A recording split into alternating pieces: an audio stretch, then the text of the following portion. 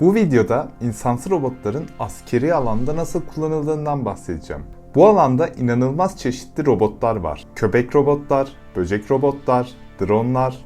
Ama bu videoda insansız robotların askeri alanda neler yapabileceğinden bahsedeceğim. Fakat çalışmalar öyle ileri gitti ki bu robotları yapanlar askeri anlamda neler yapabildiğini gizliyorlar. Boston Dynamics'in 2019'da yayınladığı bu videoyu tamamen izledikten sonra günümüzün robotlarının yeteneklerini görünce zaten neler yapabileceklerini kendin çok rahat anlayabileceksin. Ve fark ettiğim bu şey, eğer seni dehşete düşürürse işte o zaman asıl korkma zamanı gelmiş demektir. Çünkü bu robotlar neredeyse birer terminatör. Ve bu terminatörler askeri robotlar arasında en az tehlikeye sahip olanlar. İnsanların en yakın dostu köpekler, askeri robot köpekler haline geldiğinde insansı askeri robotlardan daha tehlikeli olabiliyorlar. İnsansı robotlardan sonra bunlardan da bahsedeceğim. Sırf bu tehlikeyi göstermek için bir robot köpeğe silah takarak bir şov hazırlayan birisine ise bu gösteriyi iptal etmesi karşılığında $150.000 verdiklerinden de bahsedeceğim.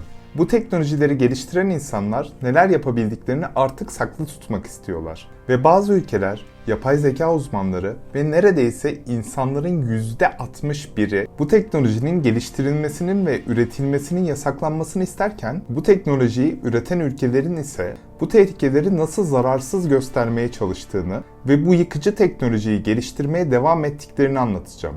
Ve çeşit çeşit robotlarımız varken neden bunca uğraş verip insana benzeyen robotlar yapmaya çalışıyoruz? Hepsinin cevabı bu videoda. Videonun başından beri ara ara gördüğünüz bu askeri robot belirlenen hedefleri vurması konusunda emir almış. Etrafındaki insanlar ise robot bu emirleri yerine getirirken onu ittiriyorlar, döndürüyorlar, vuruyorlar, düşürüyorlar. Bu zorlu koşullara rağmen robot görevini yerine getirmeye devam edebiliyor. Robotun aldığı emirlerden birisi de videoda gördüğümüz gibi insanlara zarar vermemek. Bunu kontrol etmek için ise robota ateş ediyorlar, hedeflerin önüne geçiyorlar, bir sürü zorluk çıkarıyorlar. İnsan olmayan hedefleri saklı bile olsa ayırt ederek imha edebiliyor.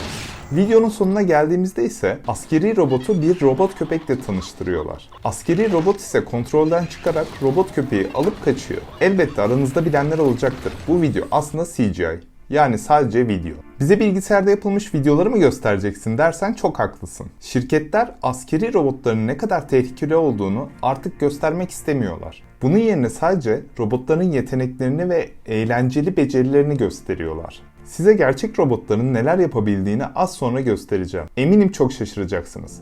Fakat az önceki videoda görünen sarı renkli robot köpeğe bir bakalım. Bu size tanıdık geliyor mu? Evet.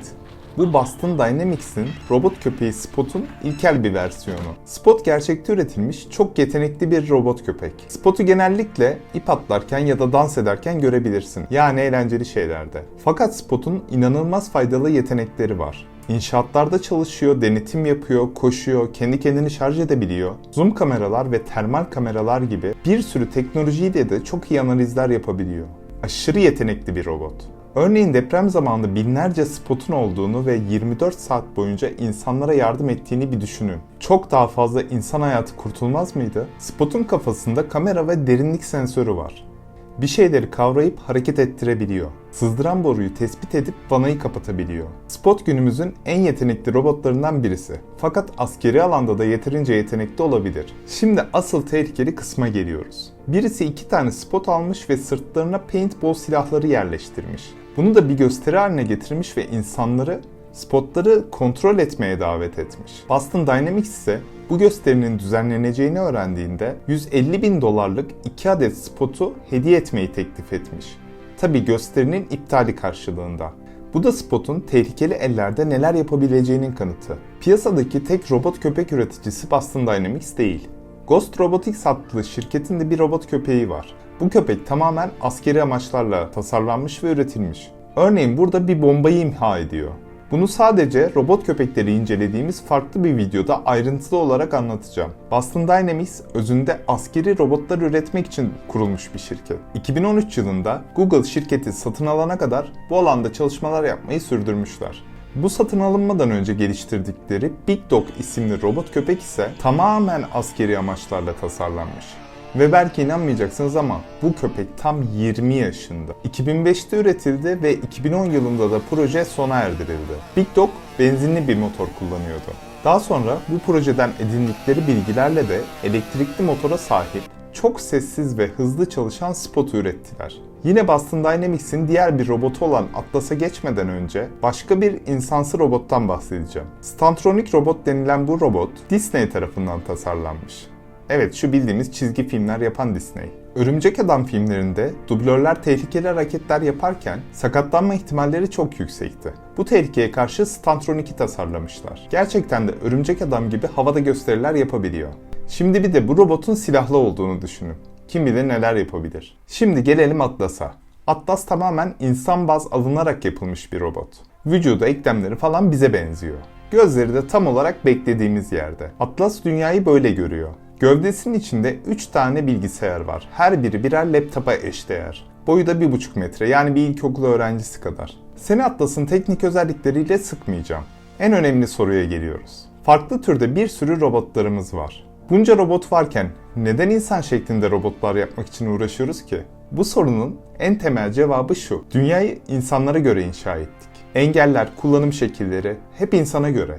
Bir tankın içine girip tankı sürebilecek ve aynı zamanda silah üretiminde çalışabilecek bir robot için en ideal form insan formudur. Ayaklar her yere gitme fırsatı verir. Merdiven çıkabilir, ormanda veya karda yürüyebilir. Ya da insanların girip iş yaptığı küçük aralara da girebilir. Hatta NASA, Valkyrie isimli bu robotu uzaya gönderme planları da yapıyor. Robotlarla ilgili ilginç bir bilgi vereyim. Robotların robot gibi yürümelerinin sebebi aslında bizim bu işte çok ustalaşmamızdan dolayıdır. Günlük hayatta rahatlıkla yapabildiğimiz birçok şeyi robotlar bizim kadar kolayca yapamayabilir. Ve asıl ilginç şey ise bu insansı robotlar kolayca ters takla atabilirken bir sandalyeye oturamazlar. Bunun teknik sebepleri var.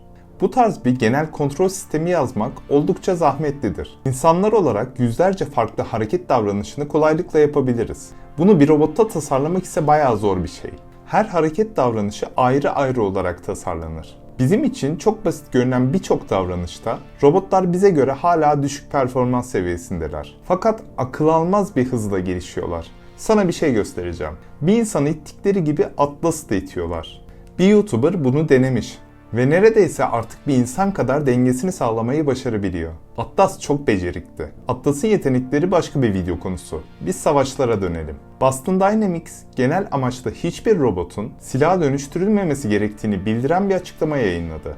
Mühendisleri de bununla gurur duyarak bu robotları geliştirmeye devam ediyorlar. Fakat Boston Dynamics'in başlangıç misyonu ABD ordusu için robotlar üretmekti. Yapay zeka ve robotların silahlandırılmasına karşı duran çok büyük bir kitle var ve bu kitle sıradan insanlar da değil. 4500 yapay zeka uzmanı, Nobel ödüllü 26 bilim adamı bu konuda insanlığı uyarıyor.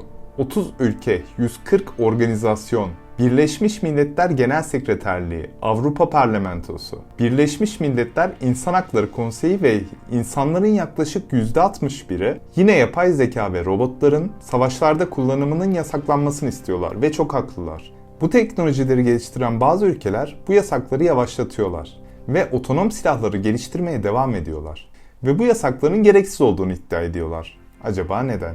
Bu teknolojilerin askeri alanda kullanımı gerçekten çok tehlikeli. Savaş çıkarma eşiğini inanılmaz biçimde düşürüyorlar. İnsanların yapay zeka sistemlerinden farklı olarak empati yetenekleri var.